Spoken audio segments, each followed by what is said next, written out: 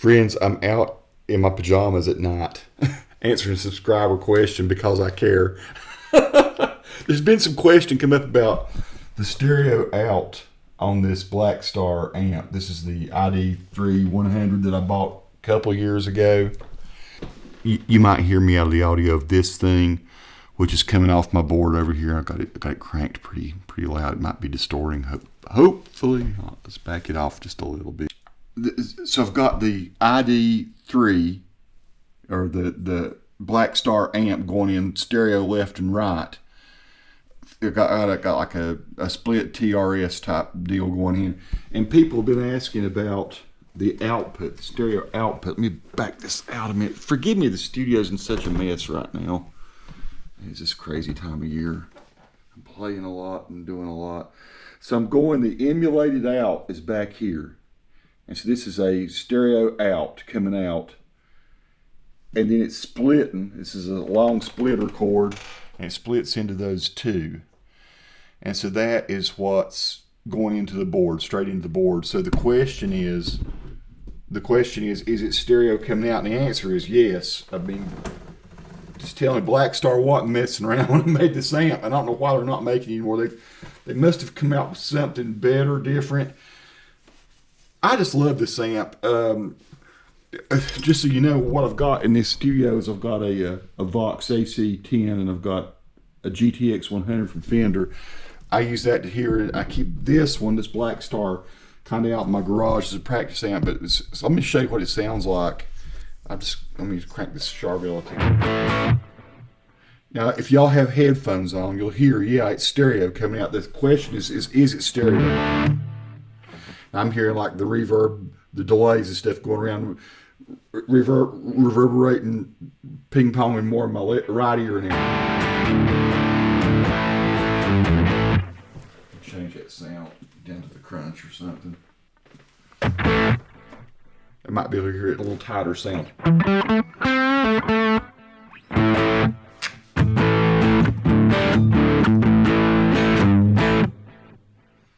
So, yeah, let me take maybe some like the mod or something here. This pitch.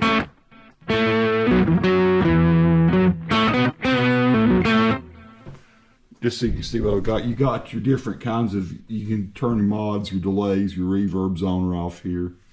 Like if I click on delay here, I can go and do longer delays. Let's try that, see what it sounds like. Now, if y'all have headphones on now, you're hearing.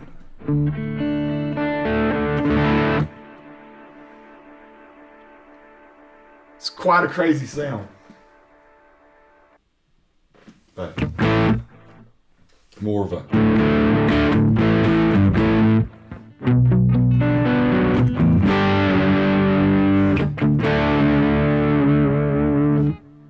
Yeah, definitely stereo.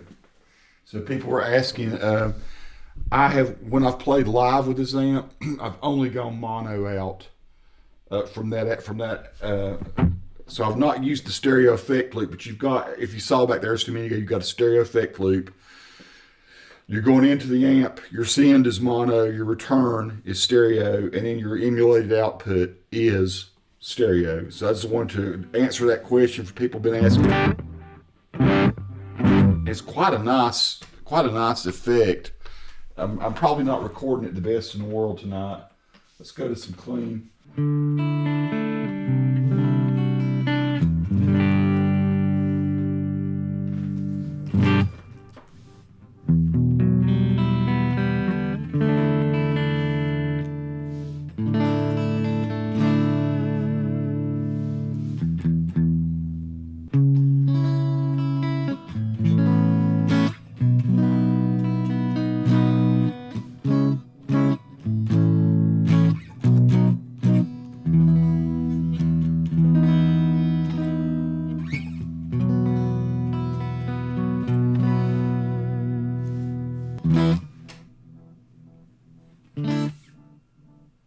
Yeah, quite a lush sound, I would say.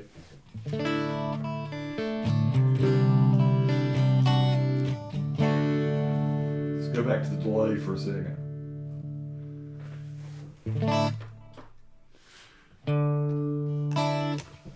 Let's hit that reverb and make it just a little crazier.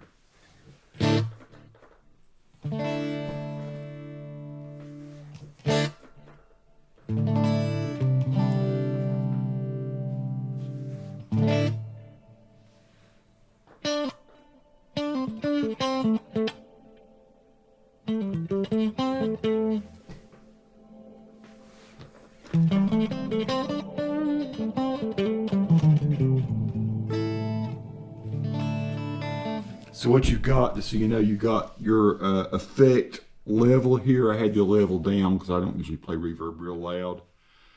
But so you hit reverb, you can change to your plates or your rooms or halls or whatever. And then you can change your level up or down. You do that with either your delay, your mod, or and then you got all your gain staging over here. You've got your clean, what is it called? Clean, I can't even read tonight. Clean bright, I guess, crunch. This would be your Fender type thing. This would be your sort of getting into your Marshall-y kind of deal. And then you're into your higher gain stuff up here on top. You got a gain control. And I've got this kind of foot switch here where I bought the extended thing so I could do it. It's got quite a good looper in it. So, you know, I've got it set where I can record right here. I could do a loop if somebody cares to hear that at some point. But the looper works really nice, especially by this little. It just opens more functionality up if you buy the little extender pedal there. And so I have. See, I'm on delay. I got my delay levels probably way up. I'll change that delay for a second.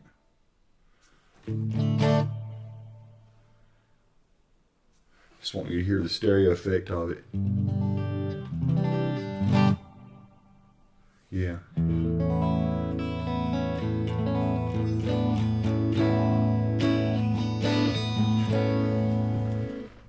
Let's go up to that high gain sound. You might be hearing that phaser now going in stereo in your ear.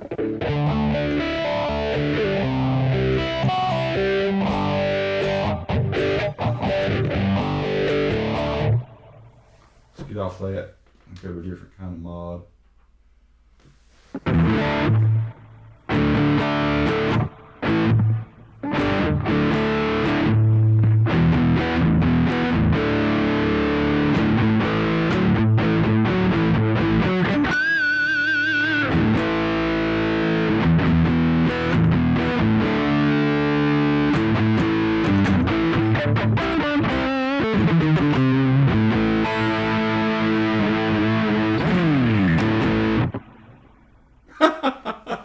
Yeah, it's nice. So if you're worried about that, just know that to get your full effect, you might have to fiddle around a little bit so that you can hear it really well. But yeah, the stereo signal is going to go through it just fine.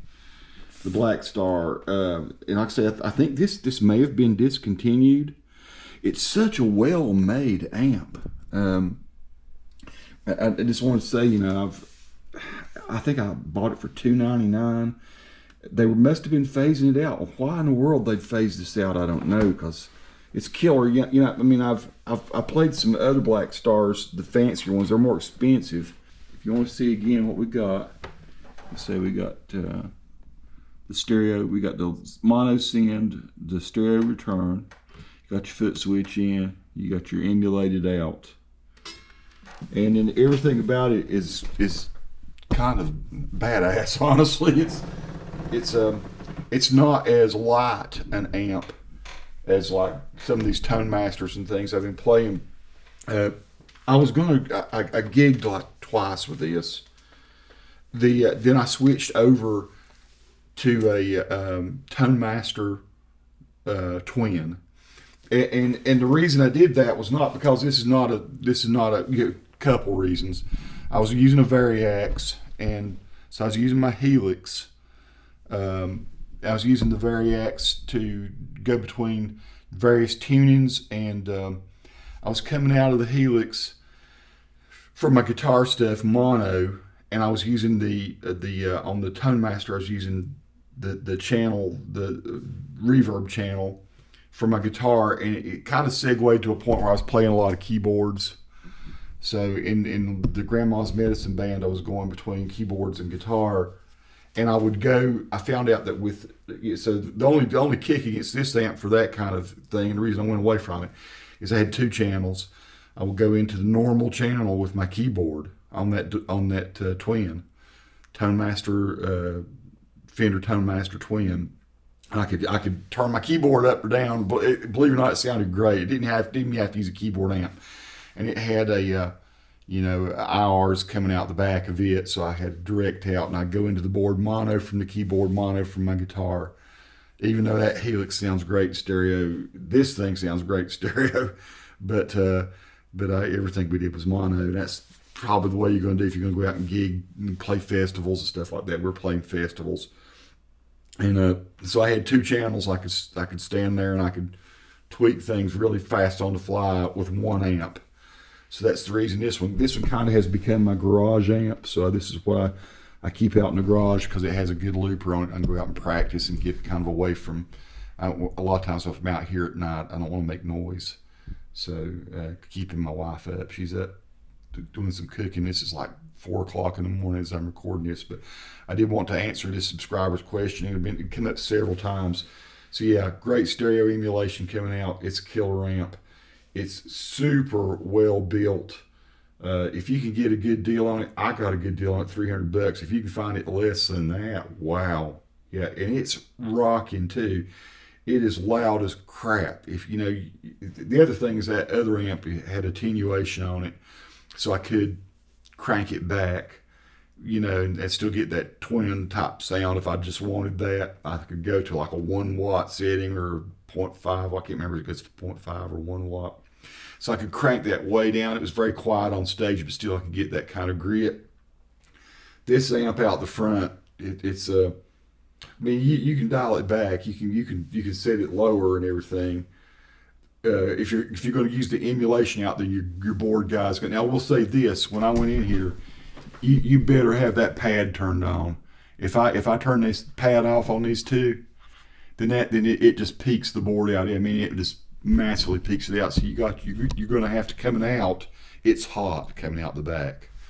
So if you take it out and you're going to go into a board, just warn your sound guy. Go ahead and hit the pad. And not 15 decibels, whatever it is that pad does on a specific board. I think on this Zoom, I think it's 15. I might be wrong on that, folks. It's been a while since I've read the manual on this. I just know that for certain outputs, you need to pad it so that it's not going to blow you away. But that's it. The Blackstar ID Core 3 100, I think is what this was called. I like that distortion and stuff that you get out of this. The gain is nice.